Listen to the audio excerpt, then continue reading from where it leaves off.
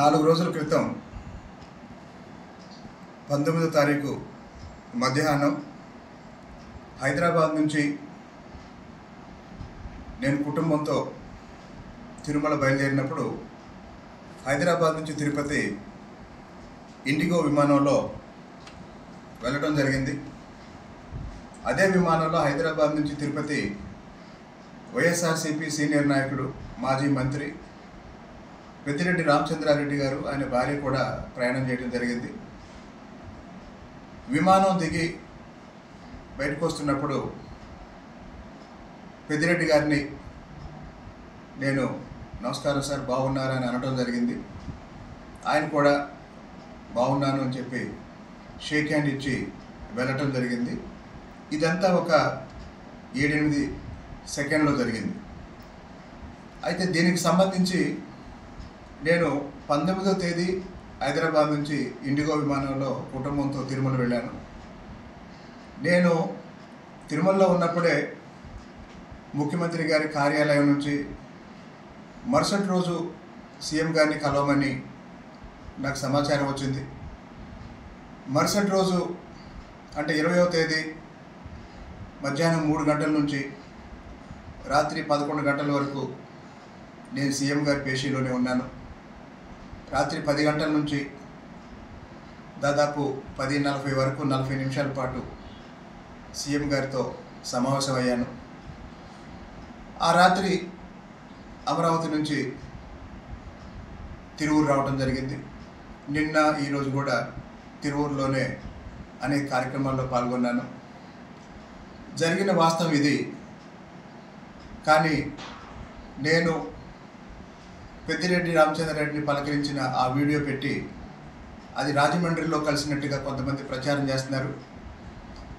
ఆ ప్రచారం చేస్తున్న వాళ్ళకి అదేదో భరత్ అనే నేను సినిమాలో చెప్పినట్టు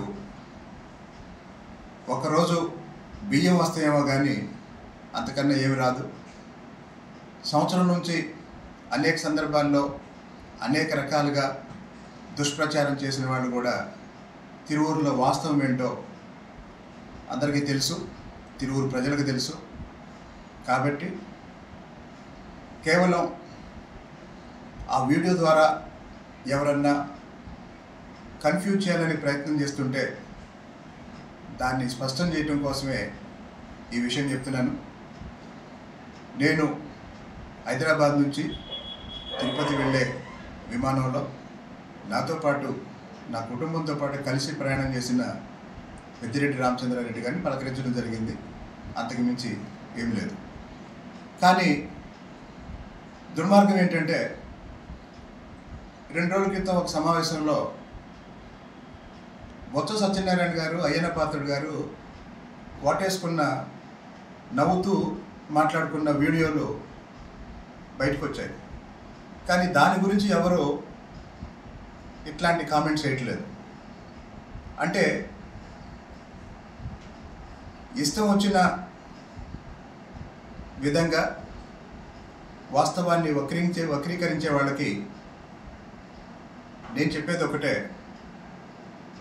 మీరు ఎన్ని అబద్ధ ప్రచారాలు చేసినా కూడా తిరువూరు ప్రజలకి వాస్తవాలు ఏంటో తెలుసు. ముఖ్యమంత్రి గారు 3 రోజుల క్రితం నన్ను పిలిచి ఈ సంవత్సర కాలంలో శాసనసభ్యుడిగా నా పనితీరు మీద నాకు ప్రోగ్రెస్ రిపోర్ట్ కూడా ఇవ్వటం జరిగింది. నాకు ముఖ్యమంత్రి గారు ఇచ్చిన ప్రోగ్రెస్ రిపోర్ట్ ఇది.